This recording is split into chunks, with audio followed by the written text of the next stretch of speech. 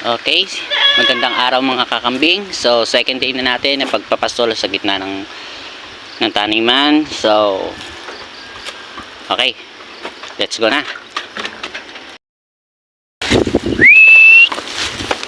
Let's go na ulit.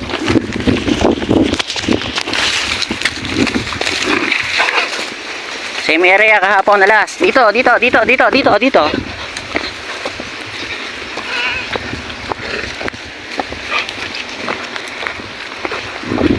Sanay na sila. Ganito lang araw-araw ang gagawin para madala sila sa area na gusto mong dalhin. So, magkakatuksong sila para hindi maiwan yung iba habang dinadala mo sila sa pastulan nila. So, mas madali ito para sa akin kasi hindi ko na kailangan pa maghabol ng ibang kambing. So, same as kahapon, dun ulit natin dadalhin sila. Ito yung maisa, yung papayahan. Dahil nabusog sila maigi doon kahapon, hindi nila naubos. So, dun ulit tayo. Yan lang oh. Yan sila oh. Last, let's go.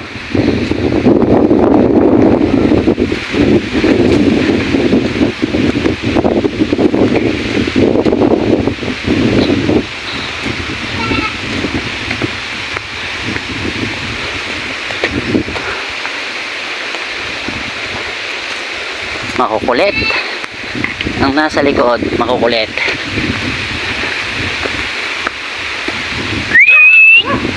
Come on.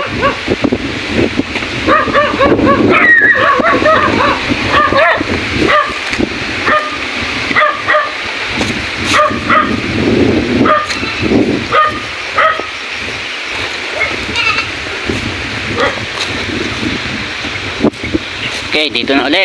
Bukas na natin ito tirimin kasi hindi pa nila masyadong ubos. Maganda panda mo. So bukas natin ito ititrim. Okay, nailak na natin yung fence. So fence check muna ulit tayo para masigurado natin walang grounded bago natin buhayin ng electric fence.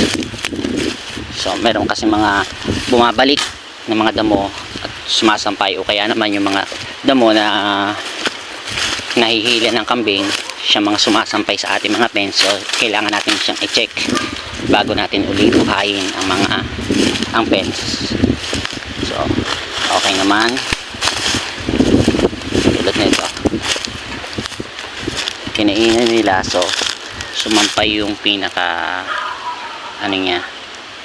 dahon niya, kailangan natin tanggalin yan. Ito naman medyo nalago na siya, umaabot na sa fence, putol. So ganyan lang, everyday checking lang tayo bago mag-alpas ng kambing. So yan oh, nakain sila maigi, marami pang damo. So baka bukas dito ulit sila. Hindi mo naman kailangan araw-araw ilipat talaga sila kasi as long as na marami pa makakain sa area nila, po pwede naman silang mag-stay pa doon sa paddock. Sisiguraduhin mo lang na walang grounded para hindi sila mag-atubilin lumabas. At saka sisiguraduhin mo lang din na marami pa sila makakain. Tulad na ito, marami pa talaga sila makakain. Bukas baka i-trim ko na to para yung ibang nila, yung mga matataas matanggal na, tas mapaano na siya, gumanda na yung area para naman doon sa may alaga sa may halamanan hindi naman nakakahiya na tayo naglalagay ng kambing sa kanyang taniman kasi natitrim din naman natin siya, hindi masyadong lalago kagad ang damo.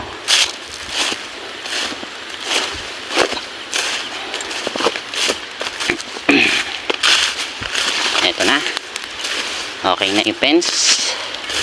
So kabit na uli natin yung electric fence natin.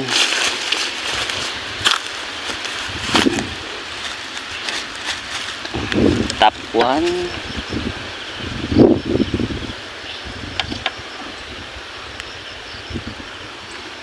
sumabit.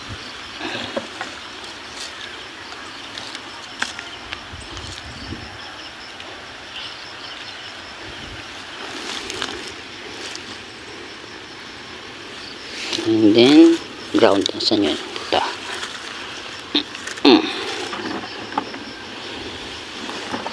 Nasa loob pa tayo ng paddocks pero okay lang yan.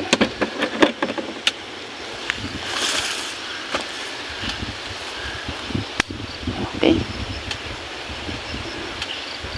Pagka may mga ganon, ibig sabihin may grounded siya. Pagka may pumipitik. So, yun ang inaabangan natin bago tayo umalis. Tulad na ito. Ito pa. So, okay na yan. Wala naman natunog ng iba. Dahil mula dito, maririnig mo siya kung may nag-spark or may grounded, maririnig mo siya mula dito sa electric fence. Kasi maliit lang naman tong area na to. So, rinig mo dapat yan kung may grounded. Dahil maririnig mo na may pumipitik talaga. That's all for today. Thank you for watching.